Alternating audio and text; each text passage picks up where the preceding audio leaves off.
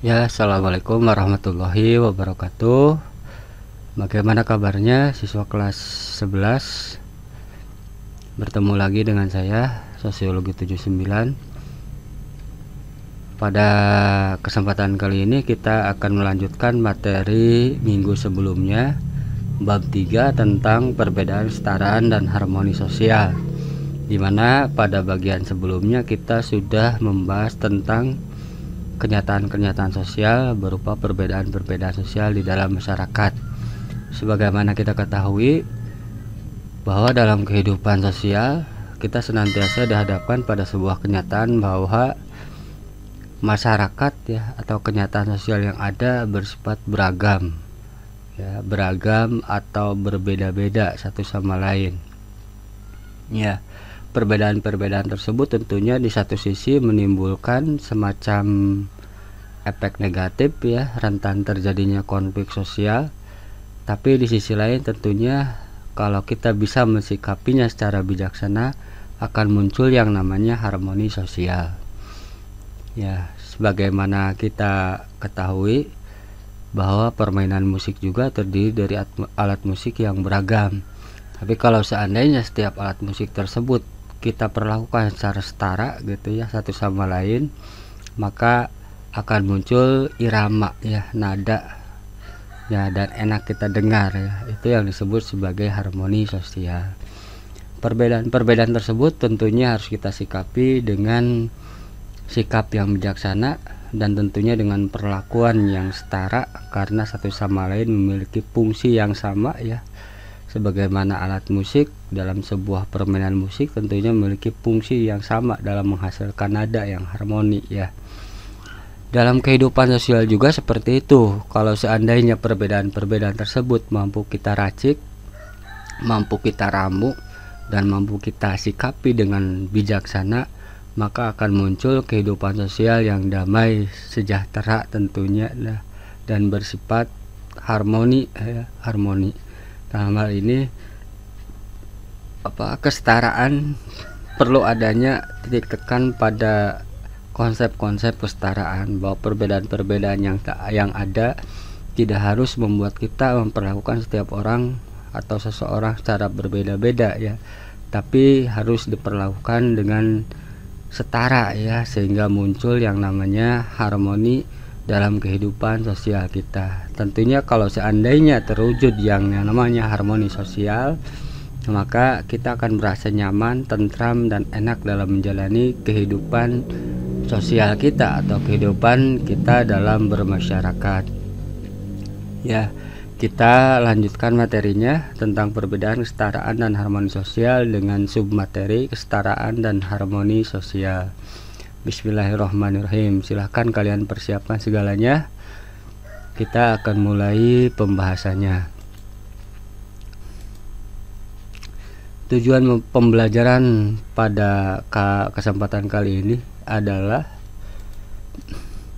dengan mempelajari bab ini Anda diharapkan mampu, yang pertama, memahami kesetaraan untuk mencapai kepentingan umum atau publik. Yang kedua, memahami perbedaan dan kesetaraan antar kelompok dalam kehidupan publik, dan memahami relasi antar kelompok dan terciptanya keharmonisan sosial dalam kehidupan masyarakat atau publik. Kesetaraan untuk mencapai kepentingan umum ya. Kesetaraan, konsep kesetaraan ini dilakukan ya terutama untuk mencapai kepentingan umum. Ini ya, aneka ragam suku bangsa yang ada di Indonesia. Ada Jawa, Bali, suku Dayak, suku Sunda ya. Terus kemudian ada Lampung, Minangkabau, dan lain sebagainya ya. Beraneka ragam etnis atau suku bangsa yang ada di Indonesia tentunya harus diperlakukan setara ya, dalam segala hal atau dalam segala bidang kehidupan. Ada 5 kategori kesetaraan yang berbeda ya. Yang pertama, kesetaraan hukum. Setiap orang harus diperlakukan setara di hadapan hukum ya.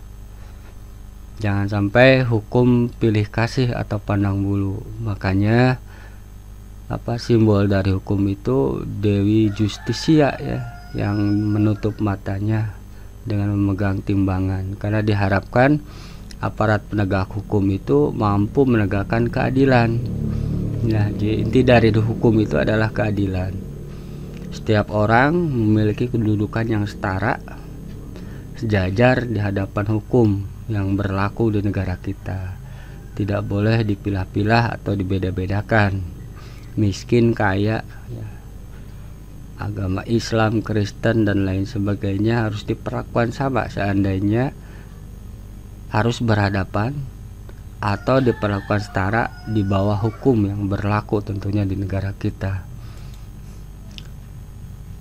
Yang kedua, kesetaraan di bidang politik ya. Salah satunya berhak memilih dan dipilih. Setiap orang memiliki hak yang sama ya. Pelayanan dari pemerintah juga harus sama. Kesetaraan sosial ya, kesetaraan dalam perlakuan, dalam kehidupan kita sehari-hari harus diperlakukan setara. Tidak boleh misalnya kita menjatuhkan stigma ya terhadap etnis atau suku tertentu, stigma terhadap ya orang berdasarkan misalnya kepemilikan harta kekayaan ya. Kesetaraan sosial, kesetaraan dalam kehidupan kita bermasyarakat. Yang berikutnya, kesetaraan dalam bidang ekonomi ya. Setiap orang berhak berusaha atau mengusahakan kehidupan yang layak ya. Setiap orang, jangan pilih kasih ya. Kesetaraan di bidang moral juga harus diperlakukan sama. Dalam hal moralitas, setiap orang sama manusianya ya. Seandainya dicubit ya sakit ya. Intinya kesemua kesetaraan ini meletakkan kedudukan manusia dalam posisi sentral ya. Sama manusianya, meskipun dalam kenyataannya ya atribut-atribut sosial yang ada membuat dia berbeda, tapi hakikatnya sama manusianya. Seperti itu. Ada 3 atau ada 5 kategori kesetaraan yang berbeda di dalam masyarakat. Kesetaraan di bidang hukum, kesetaraan politik, kesetaraan sosial, kesetaraan ekonomi, dan kesetaraan moral.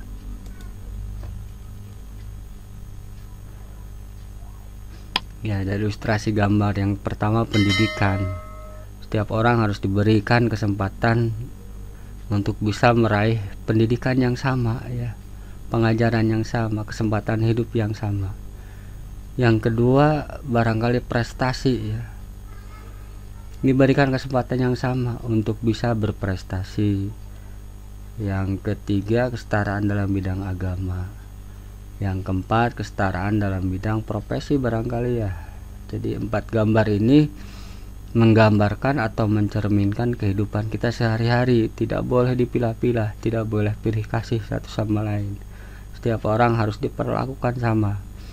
Tentunya hal ini dalam rangka mewujudkan harmoni sosial ya. Harmoni sosial dalam kehidupan kita bermasyarakat.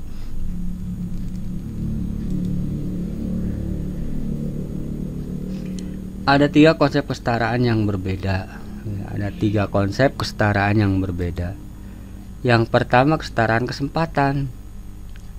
Setiap orang harus memiliki kesempatan yang sama ya. Jangan sampai dipilah-pilah. Makanya saya selalu bilang bahwa kadangkala yang muncul sebagai orang yang berprestasi itu bukan orang-orang yang benar-benar berprestasi, tapi orang yang dikasih kesempatan untuk mengikuti tes. Kalau seandainya setiap orang dikasih kesempatan yang sama ya barangkali dia tidak termasuk orang yang berprestasi, kan seperti itu. Intinya letaknya pada kesempatan yang sama, kasih kesempatan setiap orang ya. Kenyataan kita dalam bermasyarakat, dalam bernegara ya, dalam kehidupan kita sehari-hari, nyatanya kesempatan-kesempatan tersebut hanya diberikan pada orang-orang tertentu, pada orang-orang yang memang dekat dengan kekuasaan barangkali.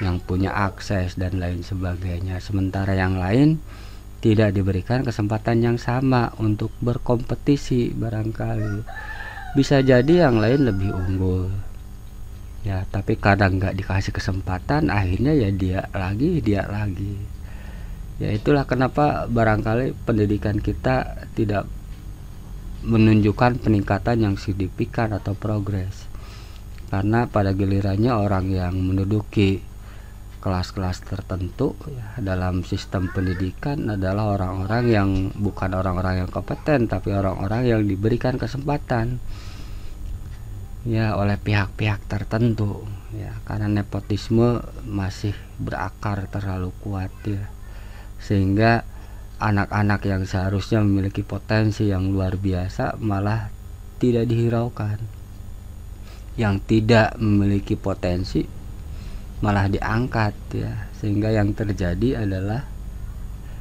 kemandegan atau macetnya sistem pendidikan kita, tidak maju-maju. Orang-orang yang memiliki karya malah disingkirkan, tapi orang-orang yang tidak memiliki karya tapi dekat kekuasaan malah diangkat ya. Padahal kita kan dalam lingkungan pendidikan yang seharusnya mengutamakan objektivitas bukan subjektivitas. Bagaimana orang-orang pendidikannya sendiri sudah mengkhianati ilmiah ya, konsep ilmiahnya sendiri, bagaimana dengan orang lain ya, seperti itu. Di luar dunia pendidikan kasih kesempatan yang sama ya, akan muncul bakat-bakat yang luar biasa, karena pada dasarnya setiap orang memiliki potensi yang luar biasa.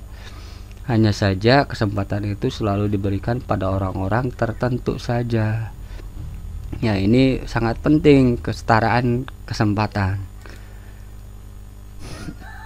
Yang kedua, kesetaraan sejak awal ya, maksudnya kalau seandainya mulai setara ya setara semua, jangan sampai yang satu baru setara, yang lain sudah di tengah perjalanan. Tentunya nggak adil ya. Dan jangan disamakan berkompetisi seseorang misalnya yang berada di pelosok dengan orang yang misalnya pendidikannya di Jakarta ya, jangan disamakan. Karena apa? Karena jelas berbeda. Meskipun diharuskan kompetisi misalnya mengikuti tes, jelas berbeda, karena ya dari mulai start awalnya mereka melakukan pendidikan ya, menimba ilmu ya berbeda. Kalau harus dari awal semua, sehingga kompetisinya sportif gitu ya. Jangan sampai yang satu baru start, yang satu sudah di tengah perjalanannya, jelas dia akan menang. Seperti itu, kesetaraan sejak awal. Kemudian yang ketiga, kesetaraan hasil ya, hasilnya harus setara ya. Tentunya ketika seseorang misalnya berprestasi atau melakukan sebuah pekerjaan dihargai A ya, si B dihargai B misalnya, dari segi hasilnya tidak sama padahal pekerjaannya sama. Kesetaraan hasil ya. Ada 3 konsep kesetaraan yang berbeda dalam masyarakat. Yang pertama, kesetaraan kesempatan. Yang kedua, kesetaraan sejak awal. Yang ketiga, kesetaraan hasil.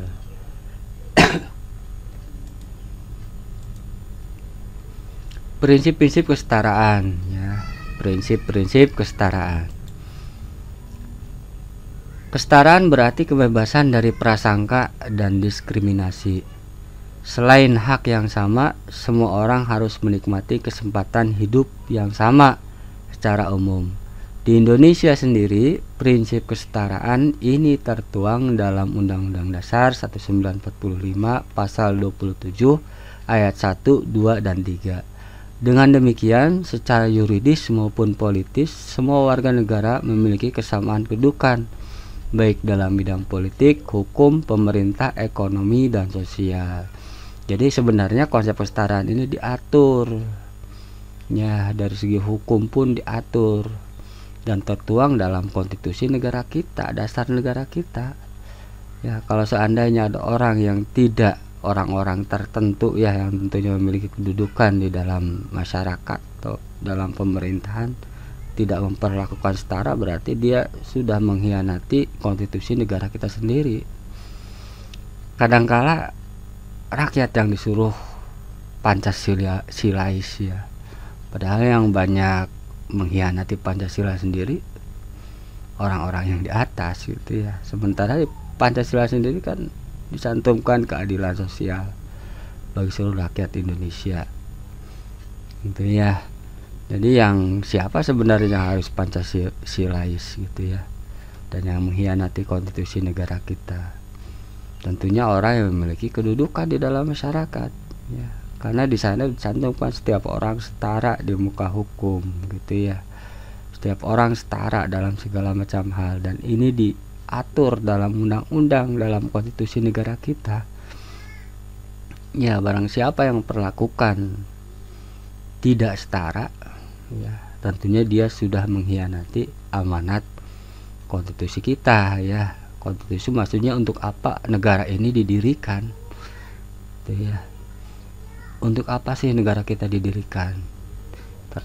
Tertuang dalam konstitusi negara kita, diantaranya salah satunya menciptakan kesejahteraan bagi warganya ya, menciptakan keadilan sosial bagi seluruh rakyat Indonesia ya, seperti itu. Jadi kadangkala kita salah menerapkan. Rakyat biasa, rakyat kecil yang harus taat undang-undang, yang harus Pancasilais dalam prakteknya kesenjataan sehari-hari, justru orang-orang yang di atas yang banyak mengkhianati nilai-nilai Pancasila dan Undang-Undang Dasar 1945 itu sendiri ya.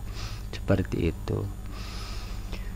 Kesetaraan berarti kebebasan dari prasangka dan diskriminasi. Selain hak yang sama, semua orang harus menikmati kesempatan hidup yang sama secara umum.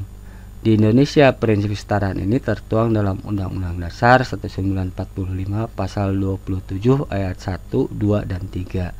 Dengan demikian, secara yuridis atau secara hukum maupun politis, semua warga negara memiliki persamaan kedudukan baik dalam bidang politik, hukum, pemerintah, ekonomi, dan sosial. Seperti itu ya, ini prinsip-prinsip kesetaraan sudah diatur dalam konstitusi negara kita. Nah, ini ya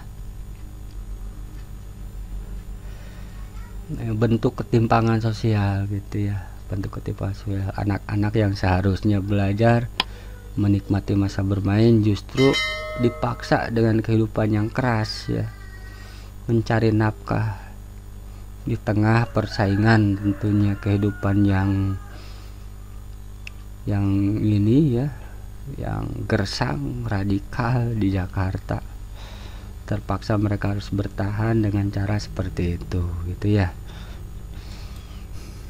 Perbedaan kesetaraan antar kelompok dalam kehidupan publik. Perbedaan dan kesetaraan antar kelompok dalam kehidupan publik. Gejala perbedaan status sosial dalam masyarakat, terutama perbedaan kelas sosial.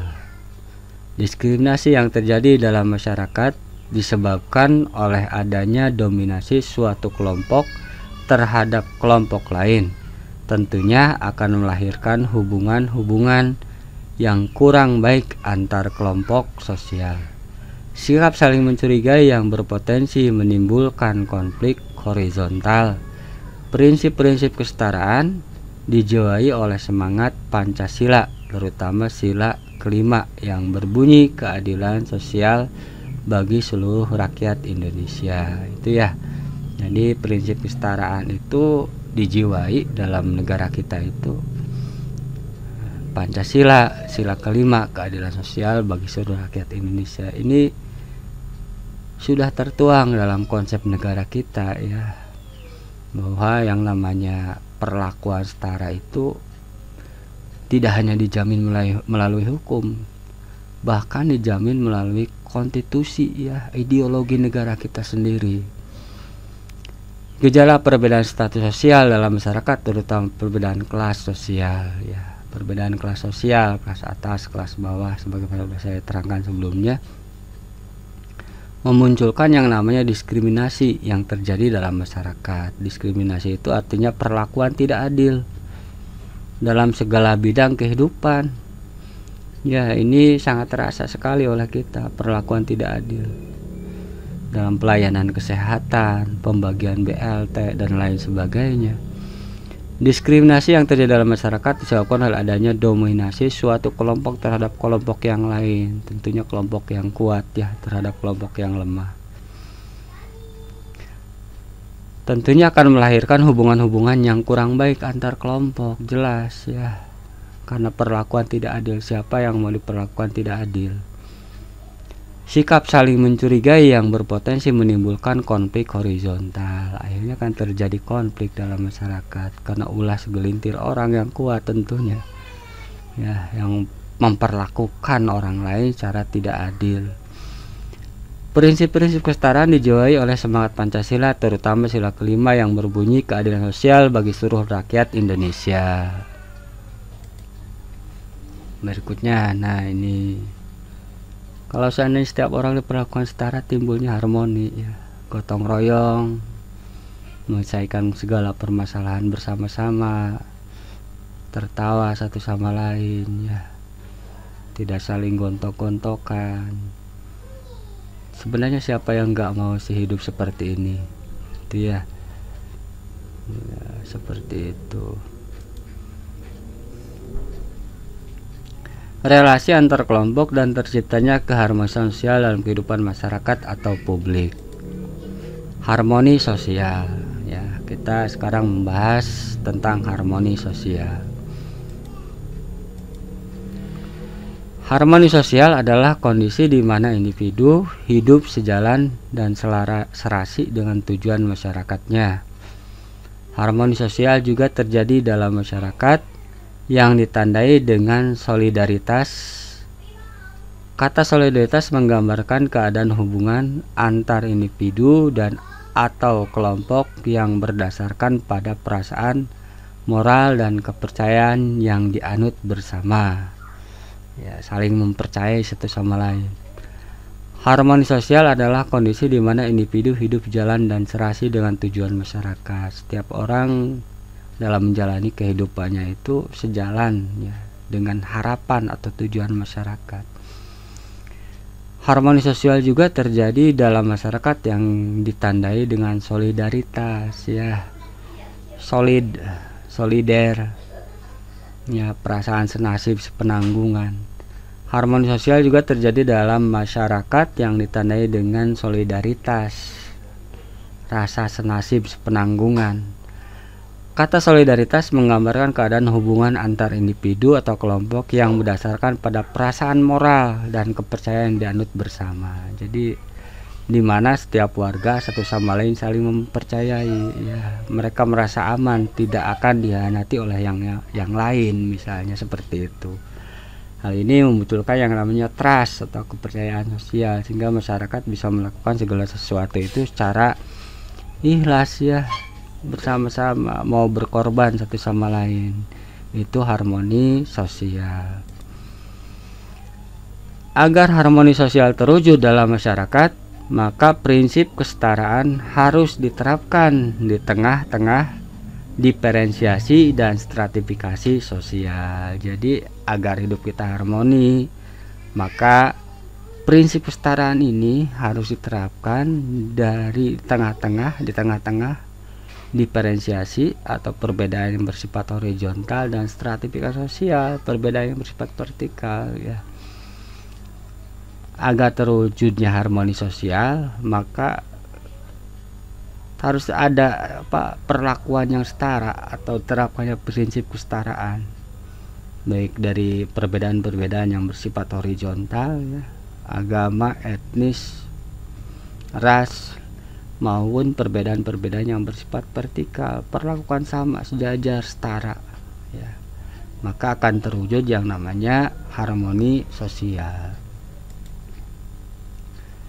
Nah ini tentunya kalian dari gambar bisa melihat demonstrasi saudara kita dari Papua ya, karena mereka merasa tersinggung dengan ulah segelintir orang dan mereka merasa diperlakukan tidak adil ya, diberi stigma tertentu. Dalam kehidupan masyarakat yang majemuk, hal ini tentunya rentan sekali menimbulkan yang namanya konflik sosial.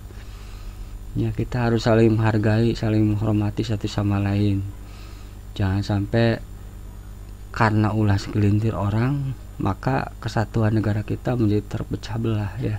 Seperti itu. Kita dukung ya hak-hak mereka untuk mendapatkan perlakuan adil dari negara ya, seperti itu. Dinamika masyarakat Indonesia ya, dinamika masyarakat Indonesia. Sejarah perkembangan masyarakat Indonesia menunjukkan bahwa potensi konflik antar kelompok masyarakat di Indonesia cukup besar. Hal ini disebabkan oleh beberapa faktor, antara lain ya. Jadi berdasarkan potret sejarah kita ya, pengalaman kita sebelum-sebelumnya, bahwa di tengah ragam perbedaan ya, dari Sabang sampai Merauke ya, kita sangat beragam sekali, tentunya menimbulkan potensi konflik yang cukup besar. Dan pernah dan sering kali terjadi yang namanya konflik ini diakibatkan oleh perbedaan-perbedaan tersebut.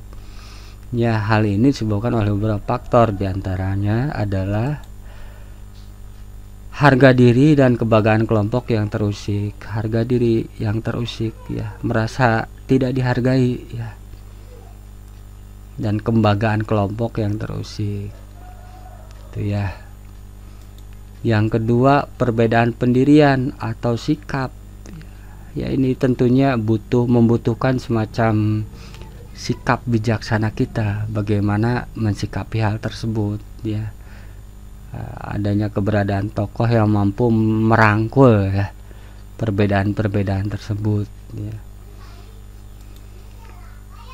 Perbedaan kebudayaan yang dimiliki setiap etnis, budaya yang berbeda yang dimiliki oleh setiap etnis, kadangkala memunculkan yang namanya stigma barangkali ya dari etnis yang lain, atau perasaan mungkin aneh, bertentangan ya dengan budaya mereka gitu ya, sehingga kemudian timbul yang namanya stigma atau perlakuan yang tidak adil ya, dari satu kelompok terhadap kelompok yang lain. Benturan kepentingan, diantaranya kepentingan politik, ekonomi, dan kekuasaan ya, jelas. Perubahan yang terlalu cepat sehingga mengganggu keseimbangan sistem dan kemapanan ya. Perubahan-perubahan sosial yang sangat cepat sehingga membutuhkan proses adaptasi. Dalam proses adaptasi itu seringkali timbul yang namanya gesekan-gesekan di dalam masyarakat ya. Ini faktor-faktor yang menyebabkan perbedaan-perbedaan sosial dalam masyarakat itu pernah berapa kali menimbulkan yang namanya konflik ya, konflik sosial dalam masyarakat Indonesia. Di antaranya harga diri yang terusik, perbedaan pendirian, perbedaan kebudayaan, benturan kepentingan ya, dan yang terakhir perubahan yang terlalu cepat. Nah, ini Presiden Jokowi ya. Ini suku Dayak ya, suku Dayak. Mewujudkan masyarakat multikultural ya, multikultural, banyak budaya ya, ini kenyataan sosial di kita. Kita tidak bisa menyeragamkan, harus seragam. Tuhan juga tidak menseragamkan, menjadikan segala sesuatu berbeda. Apa hak kita mau menyeragamkan ya? Justru keanekaragaman yang ada harus kita sikapi dan harus kita pandang dari segi positifnya, bahwa itu adalah potensi masyarakat kita. Dan kalau seandainya kita bisa mengarahkan atau mensikapinya dengan bijaksana, justru akan menjadi sumber daya yang luar biasa bagi kemajuan negara kita tentunya. Mewujudkan masyarakat multikultural. Masyarakat multikultural dapat dimengerti sebagai masyarakat yang terdiri atas beragam kelompok sosial dengan sistem norma dan kebudayaan yang berbeda-beda. Masyarakat multikultural merupakan bentuk dari masyarakat modern yang anggotanya terdiri atas berbagai golongan, suku, etnis, ras, agama, dan budaya. Mereka hidup bersama dalam wilayah lokal maupun nasional Bahkan mereka juga berhubungan dengan masyarakat internasional baik secara langsung maupun tidak langsung. Jadi masyarakat multikultural ini kalau misalnya kita analogikan dengan Islam, barangkali masyarakat madani ya. Masyarakat madani, masyarakat yang dibentuk oleh Nabi ya di Madinah, yang bisa menyatukan beragam suku, agama, dan golongan ya, dalam kehidupan yang harmoni. Semuanya disatukan dalam satu tekad, yaitu untuk membangun atau untuk memajukan negara kita. Masyarakat multikultural dapat dimengerti sebagai masyarakat yang terdiri atas beragam kelompok sosial dengan sistem norma dan kebudayaan yang berbeda-beda, dirangkul menjadi satu, tentunya dengan satu ideologi, satu konstitusi, yaitu Undang-Undang Dasar 1945 dan Pancasila ya. Kalau seandainya dua konstitusi dan ideologi tersebut mampu kita jalankan, segala perbedaan yang ada dalam masyarakat itu ya akan duduk berdampingan bersama-sama, karena yang namanya undang-undang dan Pancasila itu saripati, hakikat kehidupan sosial ya, yang diidamkan oleh semua masyarakat. Masyarakat multikultural merupakan bentuk dari masyarakat modern yang anggotanya terdiri atas beragam golongan, suku, etnis, ras, agama, dan budaya. Mereka hidup bersama dalam wilayah lokal maupun nasional, bahkan mereka juga berhubungan dengan masyarakat internasional baik secara langsung maupun tidak langsung. Itu ya. Faktor-faktor yang mempengaruhi perlunya masyarakat multikultural, tentunya kita sangat perlu sekali di tengah keanekaragaman ini ya. Kita nggak bisa mengambil pilihan yang lain selain daripada meramu atau meracik perbedaan yang ada supaya terarah menuju ke kemajuan negara kita gitu ya. Sekurang-kurangnya ada 3 hal yang mendorong berkembang pesatnya pemikiran multikulturalisme, yaitu HAM, globalisme, dan demokratisasi. Hambatan menuju masyarakat multikultural diantaranya ya, jadi yang mendorong timbulnya masyarakat multikultural itu ada 3 hal ya. Yang pertama, hak asasi manusia ya, semakin tersosialisasikannya ya ide-ide atau nilai-nilai hak asasi manusia.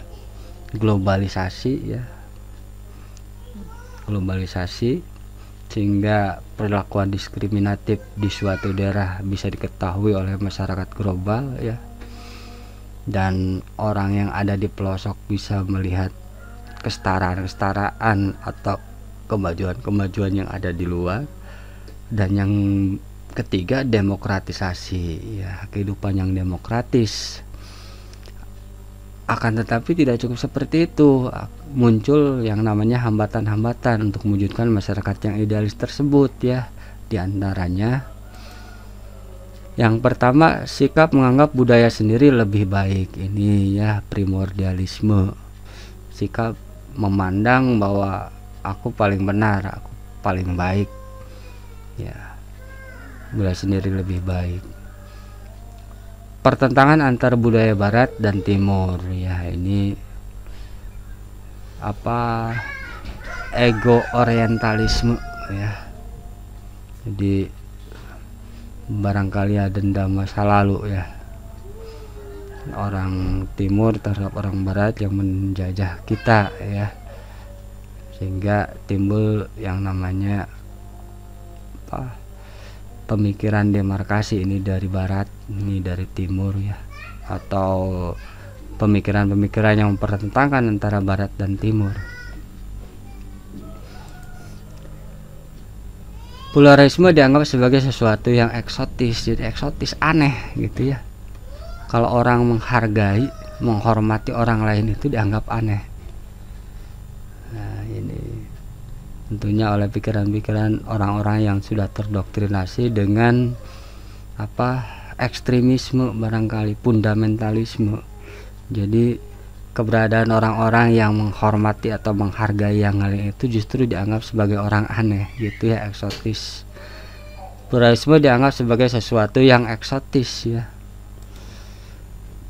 Pandangan yang paternalistis ya. Paternalistis itu maksudnya apa? Bapak ya, bapak ke anak gitu. Jadi bahwa anak itu selalu harus nurut pada bapaknya. Ya. Karena pandangan kebapaan atau familisme atau paternalistik ya. Atau pandangan bahwa posisi laki-laki itu lebih tinggi dari perempuan ya. Pandangan paternalistis. Ini tentunya akan menghambat proses demokratisasi ya, di mana asas demokrasi sendiri menganggap setiap orang sama atau HAM ya, hak asasi manusia. Mencari apa yang disebut indigenous culture, mencari sesuatu yang dianggap asli ya. Kita seringkali mengatakan ini pribumi, ini non pribumi ya. Atau ini penduduk lokal, ini pendatang gitu ya. Memilah-milah antara orang yang datang dari luar dengan orang yang berasal dari masyarakat tersebut. Itu namanya indigenous culture ya. Ini banyak terjadi dengan konsep otonomi daerah. Sehingga timbul yang namanya ego kedaerahan ya. Yang dianggap asli daerah tersebut atau putra daerah, seringkali disebut seperti itu. Mencari apa yang disebut indigenous culture, mencari sesuatu yang dianggap asli. Pandangan negatif penduduk asli terhadap orang asing yang dapat berbicara mengenai kebudayaan penduduk asli. Ini ya curiga ya. Ya, orang asing yang bukan dari penduduk asli, tapi dia memiliki pengetahuan yang lebih dalam daripada penduduk aslinya sendiri tentang penduduk aslinya. Ini pengalaman senoko gurunya barangkali di Aceh ya. Seperti itu. Ini faktor-faktor penghambat terbentuknya masyarakat multikultural ya. Berikutnya ya ini sangat kita rindukan sekali ya. Keharmonisan gitu ya, harmonis satu sama lain, tidak gontok-gontokan, tidak merasa paling benar gitu ya. Kita orang Islam merindukan hal ini ya. Kenapa sekarang itu ada orang-orang tertentu yang selalu merasa paling benar ya, sehingga dalam masyarakat tambah gersang. Kita kehidupan beragama itu bukan tambah sejuk tapi tambah gersang. Kita merindukan hal ini ya. Kita merindukan keharmonisan dalam masyarakat, saling memberi menerima, seperti itu. Manfaat masyarakat multikultural ya. Melalui hubungan yang harmonis antar masyarakat dapat digali kearifan budaya yang dimiliki oleh setiap budaya. Jadi dengan adanya kedamaian, tentunya dalam kondisi damai, kondisi tentram, lebih memungkinkan potensi diri itu bisa digali ya. Sebagaimana pendidikan lebih mungkin diberikan dalam suasana damai daripada suasana perang barangkali. Bagaimana mau masuk sekolah kalau seandainya tiap saat ada bom misalnya ya, seperti itu, diancam dan lain sebagainya. Jadi melalui kehidupan yang damai, setiap orang bisa menggali potensi dirinya ya. Melalui hubungan yang harmonis antar masyarakat dapat digali kearifan budaya yang dimiliki oleh setiap budaya. Memunculkan penghargaan terhadap budaya lain sehingga muncul sikap toleransi ya, toleransi satu sama lain. Sebenarnya toleransi tidak cukup hanya toleransi ya, kita menghargai tanpa nggak mau tahu gitu ya. Yang dibutuhkan itu justru ya saling memberi dan menerima. Ada proses dialog ya satu sama lain gitu ya, sehingga timbul hubungan yang dekat seperti itu. Tentunya dengan batas-batas ya lakum dinukum waliyadin tentunya. Tapi tidak cukup hanya toleran saja, kita harus memulai semacam dialog ya, hubungan yang lebih harmonis, saling menggali satu sama lain seperti itu. Menjadi benteng pertahanan terhadap ancaman yang timbul dari budaya kapital. Jadi karena adanya masyarakat multikultural dan konsep kearifan lokal yang bisa kita gali dalam suasana yang harmonis, sehingga budaya kapital yang bersifat merusak ya, budaya kapital itu kapitalis ya, yang mengutamakan materi atau ekonomi ya, bisa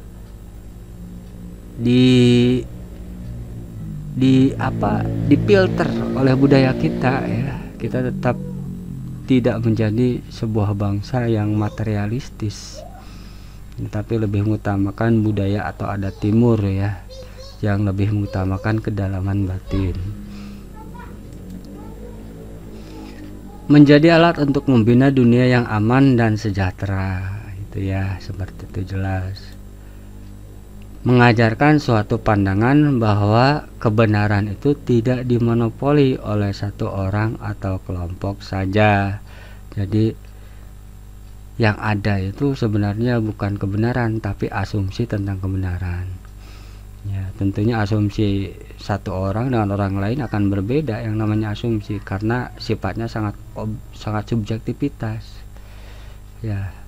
Ini barangkali berkaitan dengan analogi 4 orang buta yang mengenali gajah gitu ya. Ini konsep kebenaran itu sendiri tetap berada di luar dan setiap orang hanya bisa menafsirkan, sehingga karena tafsiran maka tidak ada satupun yang betul-betul benar mutlak ya, tidak bisa memonopoli yang namanya kebenaran tersebut. Tapi kebenaran itu ada di setiap orang gitu ya, sesuai dengan sudut pandangnya masing-masing, seperti itu ya. Ya, materinya sudah selesai, materi bab 3, alhamdulillah ya. Kita lanjutkan materi berikutnya pada pertemuan berikutnya ya. Terima kasih atas perhatiannya. Billahi taufiq wal hidayah. Assalamualaikum warahmatullahi wabarakatuh.